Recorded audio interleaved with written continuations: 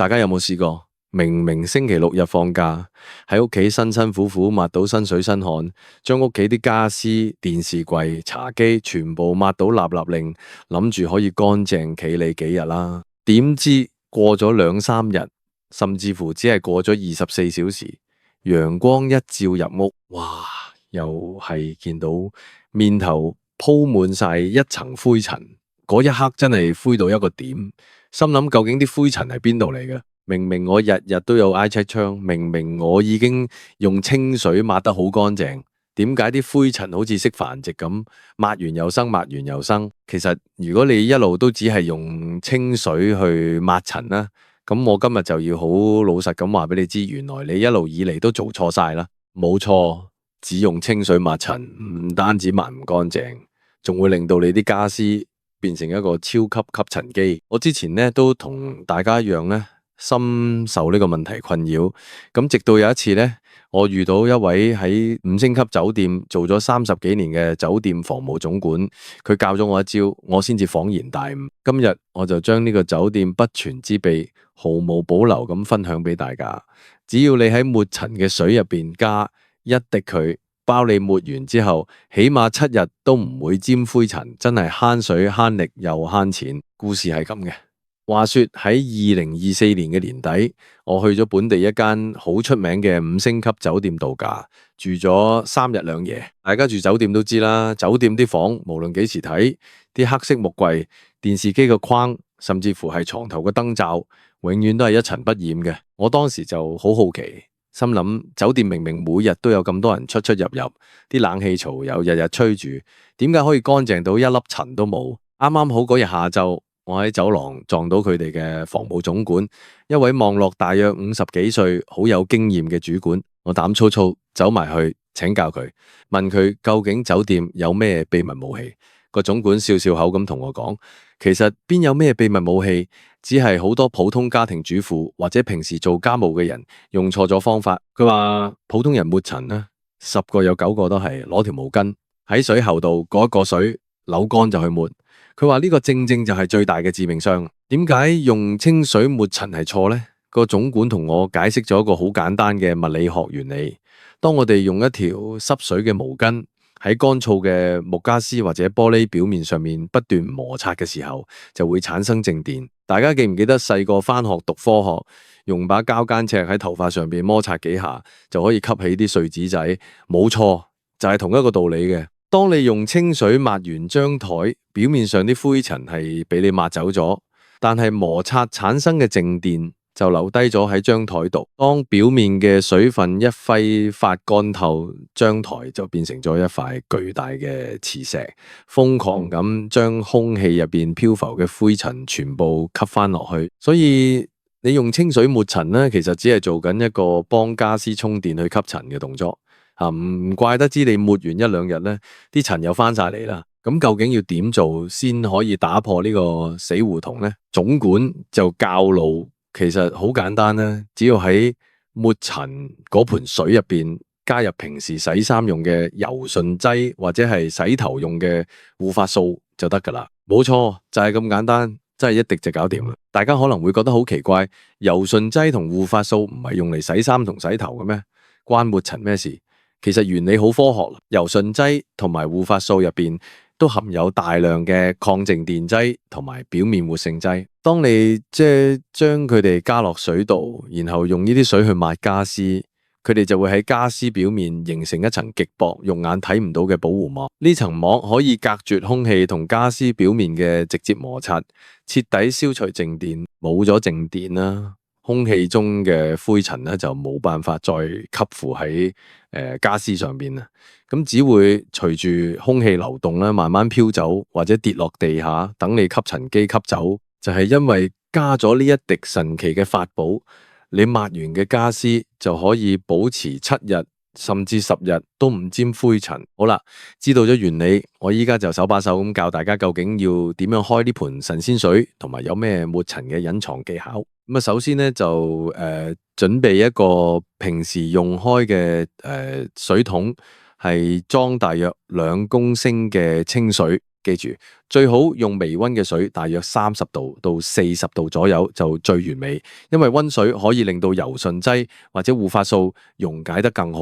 跟住滴大約2至3滴嘅柔順劑落去，大家千祈唔好貪心，唔好以為落得越多就越好。如果落得太多，抹完之後咧，家私表面咧會有一層好蠟黐黐嘅感覺，反而咧會黐住啲塵，仲會留低一塌塌嘅水痕，咁就弄巧反拙啦。所以記住口訣：清水2公升，柔順劑2、3滴，攪拌均勻，直到見到水面有少少起泡，咁就大功告成。如果你屋企冇柔順劑啊，用護髮素一樣得，擠大約1粒黃豆咁大嘅份量落去溫水度慢慢攪溶佢，效果係完全一樣嘅。開好咗水，下一步就係揀抹布啊！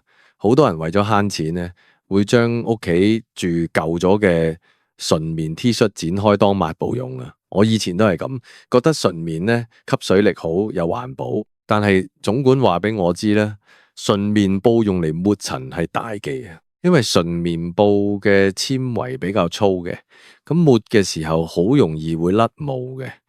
你一邊抹塵咧，塊布就一邊跌啲微細嘅棉碎出嚟，結果係越抹越污糟。酒店服務員咧，必備嘅係一種叫超細纖維布嘅抹布。你去家品店或者10蚊店見到嗰啲摸上手有少少鞋手，但係又好柔軟，標明吸水力強唔甩毛嘅布就係啦。呢啲超細纖維布嘅纖維結構可以將灰塵好似魔術貼咁牢牢鎖住喺塊布入邊，而唔係將啲塵由張台嘅左邊推去右邊。有咗神仙水，有咗靚抹布，依家我哋開始實戰啦。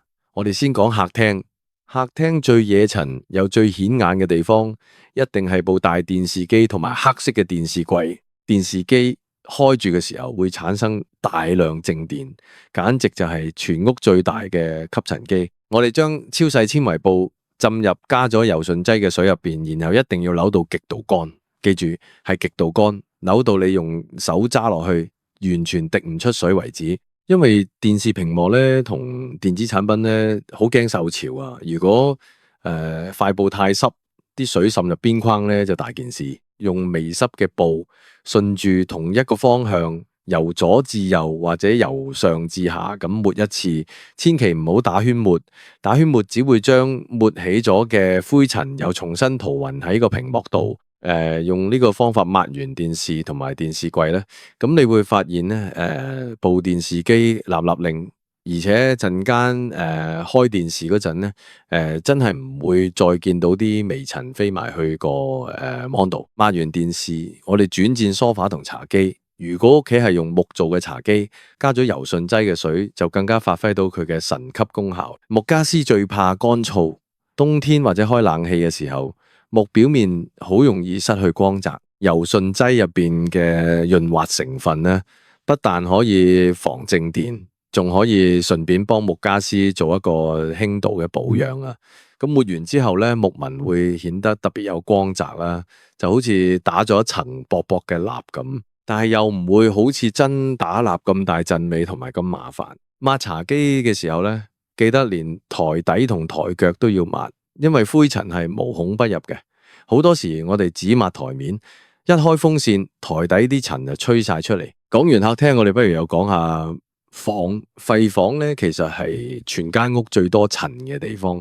咁點解？因為睡房有床單、被鋪、枕頭、衫褲呢啲全部都係棉織物，只要你喺床上反個身換件衫，就會產生無數嘅毛絨纖維飄喺半空，最後跌落你個床頭櫃同埋衣櫃頂。房務總管教我喺睡房抹塵，一定要嚴格遵守由上至下嘅黃金定律。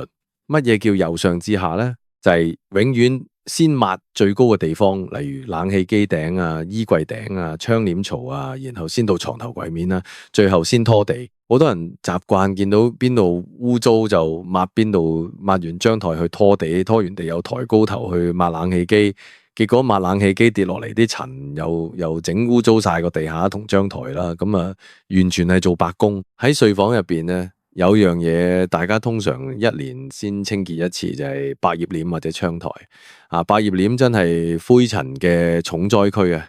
一塊一塊咁抹，真係抹到人都癲。呢個時候你可以準備一隻舊嘅厚棉襪，將隻襪套落隻手度，浸一浸我哋嘅柔順劑神仙水，扭乾。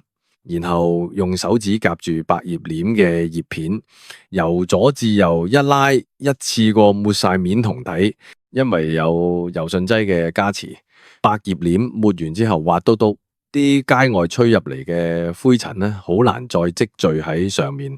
呢個方法咧，慳翻起碼一半時間咧，真係超實用。跟住落嚟，我哋行入去洗手間，大家可能會諗，洗手間咁潮濕，應該冇咩塵啦，頂錯啦吓。洗手間嘅塵咧，通常係混合埋水氣啊、牙膏沫同埋頭髮，形成一種灰白色好難搞嘅污垢，特別係積聚喺洗手盆後面嘅玻璃鏡同埋企缸塊玻璃門度。對於洗手間嘅清潔，我哋嘅神仙水配方可以稍為升級一下啦。喺原本嘅清水同柔順劑入邊，再加樽蓋嘅白醋。白醋有好好嘅溶解水垢同殺菌作用。用加咗白醋同柔順劑嘅微濕布咧去抹塊鏡，抹完之後咧，你會發現咧塊鏡清澈見底嘅。而且咧最犀利嘅係咧柔順劑形成嗰層保護膜咧，可以起到防霧嘅作用。你下次沖熱水涼嘅時候，塊鏡就冇咁容易起晒霧氣，乜都睇唔到啦。至於企缸塊嘅玻璃門，每次沖完涼，趁住啲水垢仲未乾透，用呢隻升級版神仙水抹一抹，可以保持塊玻璃晶瑩剔透，唔使去超市買嗰啲幾十蚊一支又刺鼻嘅玻璃清潔劑。講到呢度，可能會有精明嘅觀眾問：廚房又用唔用得呢招啊？廚房啲油煙咁勁，呢個問題問得非常好。我要提醒大家，廚房係全屋唯一一個唔太適合主力用柔順劑水去抹嘅地方，因為廚房嘅污糟嘢唔係單純嘅灰塵，而係油污。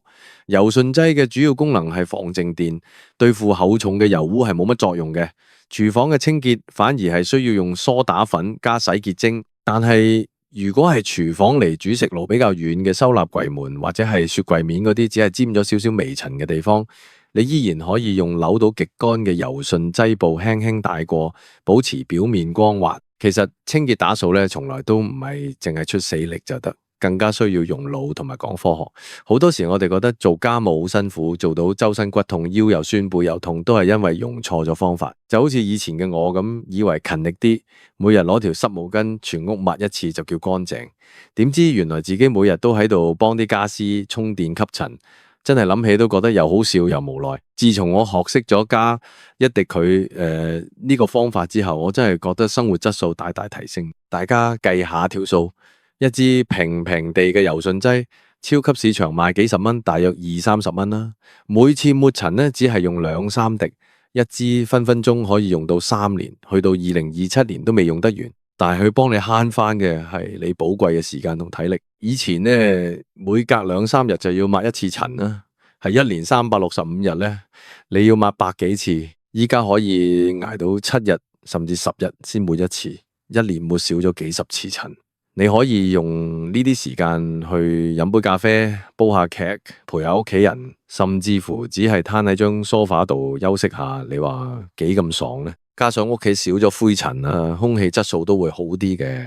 咁對於屋企有鼻敏感啊、氣管敏感嘅老人家同埋小朋友咧，絕對係一件大好事嘅。灰塵少咗，塵蟎自然就冇咁多食物來源，繁殖速度都會減慢，變相都係一個平靚正嘅防蚊防蟲好方法。講咗咁耐咧，其實想話俾大家知，生活入邊有好多小智慧咧，往往就收埋喺呢啲有經驗嘅專業人士手入邊。5星級酒店之所以可以俾到客人一種奢華、乾淨、放鬆嘅感覺，除咗因為佢哋人手多，更重要嘅係佢哋掌握咗一套最高效、最符合科學原理嘅清潔標準。我哋將呢套標準咧簡化，搬翻入自己屋企，一樣可以打造到一個屬於你自己嘅5星級安樂窩。好啦，今日分享咗咁多乾貨啊，由靜電嘅原理講到點樣開水，再講到全屋唔同角落嘅實戰技巧。希望大家聽完之後唔好淨係點頭話哦，原來係咁，一定要親自去試下。